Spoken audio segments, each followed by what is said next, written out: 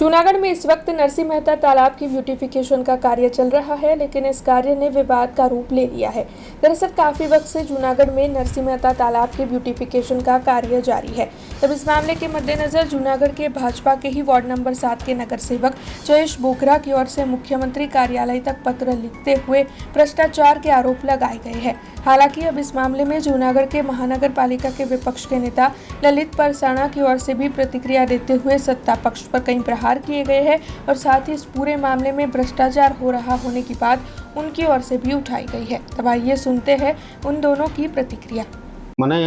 ખ્યાલ છે ત્યાં સુધી 2 વર્ષ ઉપરનો સમય થઈ ગયો છે અને એજન્સીની ટાઈમ લિમિટો પણ આની પહેલાં પણ પૂરી થયેલી છે। ટાઈમ લિમિટ પાછી વધારવામાં આવેલી છે, એ પણ 2 મહિના પહેલાં પૂરી થયેલી છે। તો કાલે મને એવો વિચાર આવ્યો કે ભાઈ આ લોકો ત્યાં આટલો બધો સમય બગાડે છે તો શું કરે છે, એના માટે હું જોવા માટે ગયો અને જેવો ત્યાં જઈને હું એમને ટૂંકમાં એ જોવા માટે ગયો તો મને આ બધો ખ્યાલ આવ્યો કે ભાઈ આટલું બધું નબળું કામ મારી નજરમાં આવતા મેં ત્યાંના એન્જિનિયર અને એમને કોન્ટ્રાક્ટરને બોલાવી અને મેં એમને સૂચનાઓ આપી અને આ લોકોએ ખરેખર અધિકારીઓ શું આની ઉપર જે અધિકારી હોય એ લોકોએ આમાં શું કર્યું છે એ મને ખ્યાલ નથી આવતો, પણ આટલી હદે નબળું કામ કે જે પ્રજાના પૈસા 60 કરોડ જેવી મોટી રકમ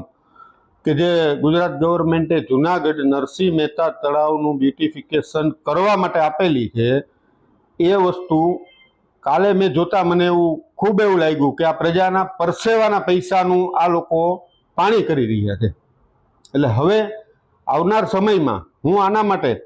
કમિશનર શ્રી, MLA સાહેબ અને CM સાહેબ ત્યાં સુધી હું રજૂઆત અને ફરિયાદ કરીશ કે આની અંદર જે કોઈ ગુનેગાર હોય, જે કોઈ પણ હોય, અધિકારી હોય, જે કોઈ હોય, કોન્ટ્રાક્ટર હોય,